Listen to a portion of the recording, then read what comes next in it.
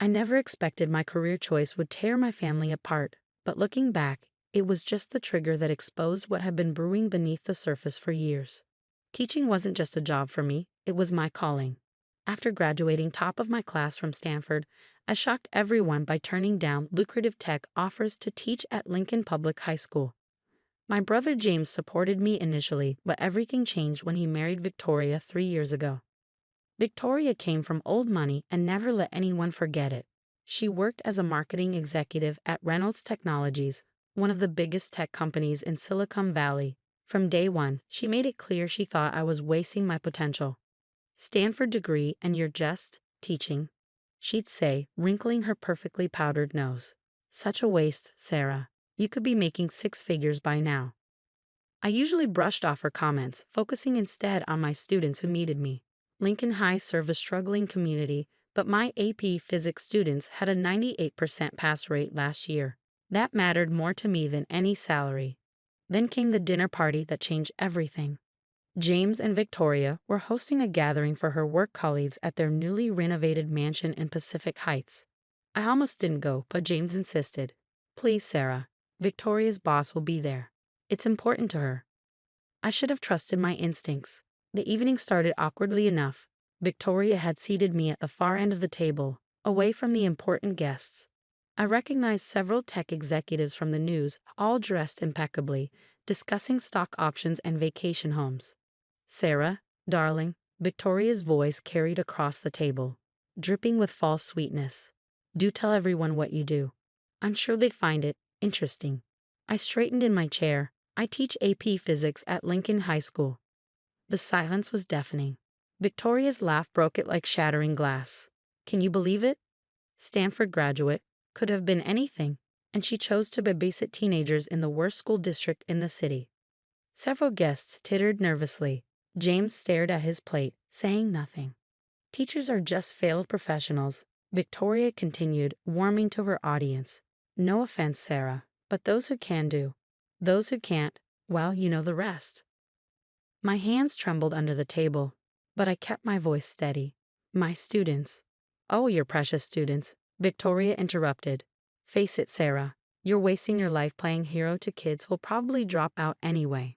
When was the last time you made any real difference? That's when a deep voice from the doorway cut through the room like thunder. Miss Anderson. Everyone turned. A tall man in an expensive suit stood there, his presence commanding immediate attention. I recognized him instantly. Michael Reynolds, CEO of Reynolds Technologies, Victoria's boss. Mr. Reynolds, Victoria jumped up, fawning. We weren't expecting you so early. But he wasn't looking at her. His eyes were fixed on me, and to everyone's shock, they were filling with tears. Miss Anderson, he said again, his voice thick with emotion. You probably don't remember me, but my son Alex was in your class last year. The room went deadly quiet. Victoria's face turned an interesting shade of white. Alex Reynolds, I said softly, remembering the quiet boy who'd sat in the back of my class. He worked so hard. He was failing every class before he met you. Mr. Reynolds continued, walking toward me. The divorce hit him hard. Other teachers had given up on him. But you, he paused, composing himself. You stayed after school with him every day for months. You believed in him when no one else did. I felt tears prickling my own eyes. Alex was brilliant. He just needed someone to see it. He's at MIT now, Mr. Reynolds said proudly, on a full scholarship. He calls it the Miss Anderson Scholarship because he says he never would have made it without you. The silence in the room was absolute. I could hear Victoria's nervous breathing. When he told me his physics teacher's name, I couldn't believe it, Mr. Reynolds continued. I've been trying to track you down to thank you. I never expected to find you here. He turned to address the entire table. This woman isn't just a teacher. She's a miracle worker. She takes kids who've lost hope and shows them their own potential. She could have chosen an easier path, made more money, but she chose to make a difference instead. Victoria looked like she might faint. James was staring at me with a mixture of pride and shame. Miss Anderson, Mr. Reynolds said formally, I have a proposition for you, but perhaps we should discuss it somewhere more supportive. I stood up, my legs surprisingly steady. For the first time all evening, I felt truly seen. I think that's an excellent idea, Mr. Reynolds. As we walked toward the door, I heard Victoria's strangled whisper to James. Did you know? Why didn't you tell me? But I didn't stop to hear his response. Something told me this was just the beginning of a much bigger story. The next morning, my phone wouldn't stop buzzing with messages from James and Victoria. I ignored them all. Instead, I focused on the business card Mr. Reynolds had given me the night before. 9 a.m., Reynolds Technologies headquarters. As I stepped into the gleaming office building, wearing my best blazer, which probably cost less than Victoria's lipstick, I couldn't stop thinking about our conversation from last night. After leaving the disastrous dinner party, Mr. Reynolds had taken me to a quiet cafe nearby. Miss Anderson, he'd said, what you did for Alex? That kind of dedication is rare. We need more of that in education. Now his assistant led me to a conference room where I found not just Mr. Reynolds, but an entire board of directors. Sarah, Mr. Reynolds smiled warmly. Thank you for coming. We have something important to discuss. But before he could continue, the door burst open. Victoria stood there, looking perfectly polished despite her obvious agitation. Michael, I can explain everything about last night. She stopped short seeing me there. What is she doing here? Mr. Reynolds' smile turned cold. Mrs. Thompson, this is a private meeting, and you're interrupting the discussion about our new $50 million education initiative. Victoria's perfectly plucked eyebrows shot up. Education initiative. Yes, Mr. Reynolds continued. We're launching a comprehensive program to transform struggling schools across the city, and we want Sarah to lead it. I sat there stunned as he laid out the details. Reynolds Technologies was creating a foundation to provide resources, technology, and support to public schools. They wanted me to be the executive director. The salary is $250,000 annually, he added casually, plus full benefits and a significant budget for program implementation. Victoria made a choking sound. But I hesitated. I'm just a teacher. No, Mr. Reynolds said firmly, you're an educator who understands what these kids really need. You're exactly who we need. Victoria's face had turned an alarming shade of red. But she's not qualified. I've been working here for 5 years. If anyone should lead a new initiative. Speaking of your work here, Mr. Reynolds interrupted, opening a folder. We should discuss some irregularities in your department's expense reports. Victoria went pale. It seems, he continued, you've been charging personal expenses as business costs. Quite substantial amounts, actually. I can explain, Victoria stammered. I'm sure you can, Mr. Reynolds said coldly. To the audit team, please clear out your desk by end of day. Victoria turned to me, her designer mask finally cracking. You planned this, she shrieked. You're trying to ruin me. Mrs. Thompson, Mr. Reynolds' voice was steel. Security will escort you out. As Victoria was led away, still shouting accusations, Mr. Reynolds turned back to me. I apologize for that interruption. Now about the position. I held up my hand.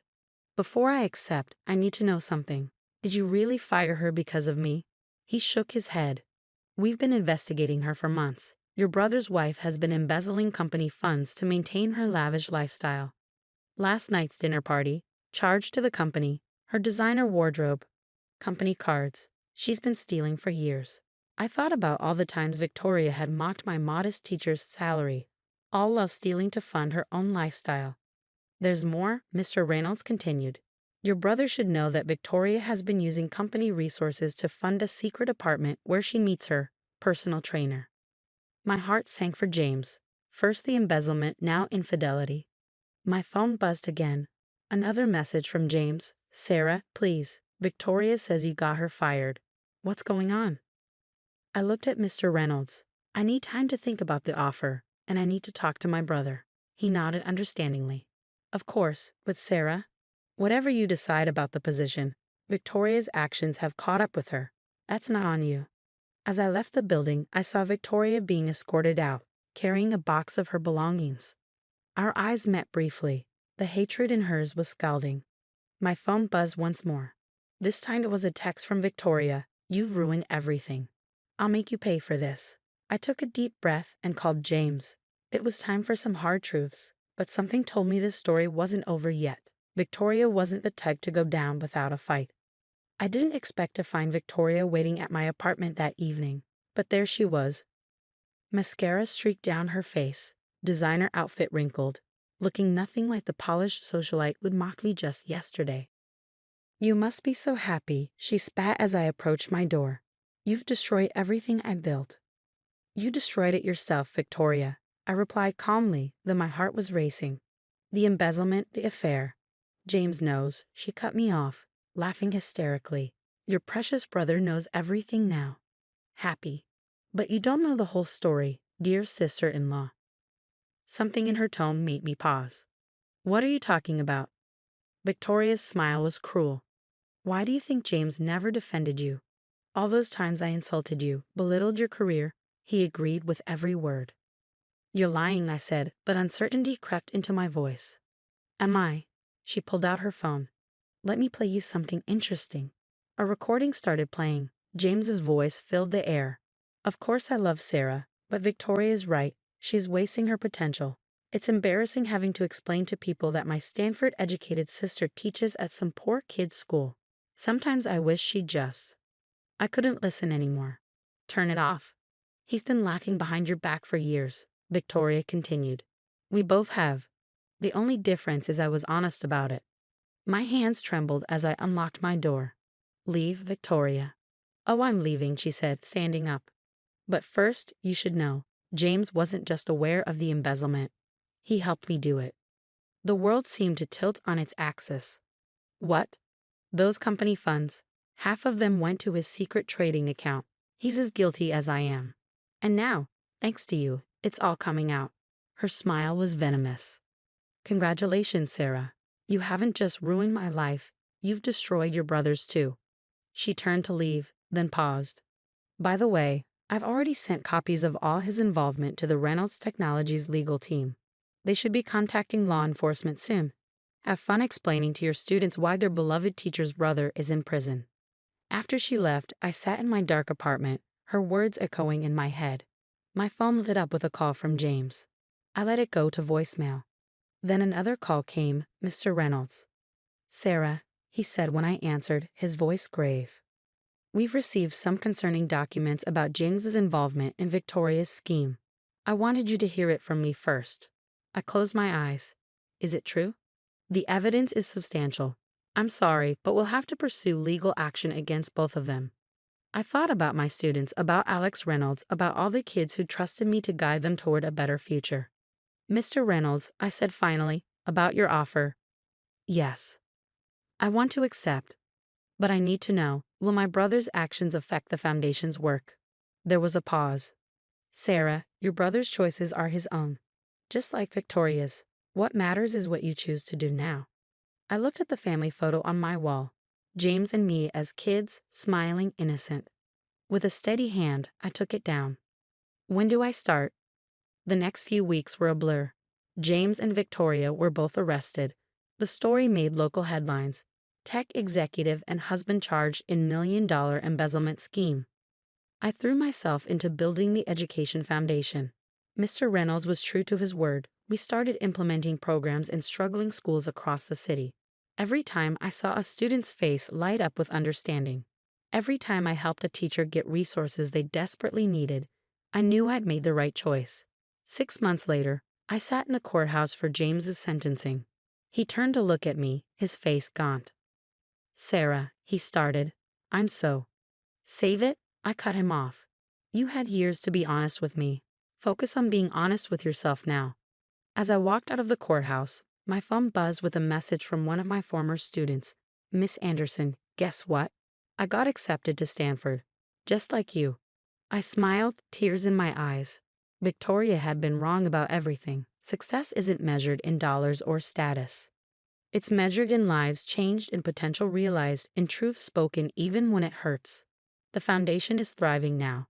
We've expanded to 50 schools with plans for more. Sometimes I drive past James and Victoria's old mansion. It's been sold to pay restitution. I don't feel satisfaction, just a quiet certainty that justice has a way of finding everyone eventually. Last week, I ran into Victoria's mother at a cafe. She started to turn away, but I called out to her. Mrs. Carter, I said, I'm sorry about how things turned out. She paused, then spoke softly. Victoria called from prison. She said you were right all along. About everything. I nodded and let her go. Some victories don't need to be celebrated, they just need to be acknowledged. As for me, I still teach one AP physics class. It keeps me grounded, reminds me why we're doing all this. On my desk sits a photo of my latest class, all smiling, all full of potential. Next to it is my old nameplate, Miss Anderson, physics teacher. Below it sits my new one, Sarah Anderson, Executive Director, Reynolds Education Foundation. Turns out you don't have to choose between doing good and doing well. Sometimes, if you stay true to yourself, you can do both. The key necklace Mr. Reynolds gave me at the foundation launch catches the light. Its inscription reads, "Education changes everything." I touch it and smile. Victoria and James chose greed over integrity. They thought they were building something, but it was all a house of cards. I chose to build something real, something lasting. And that has made all the difference.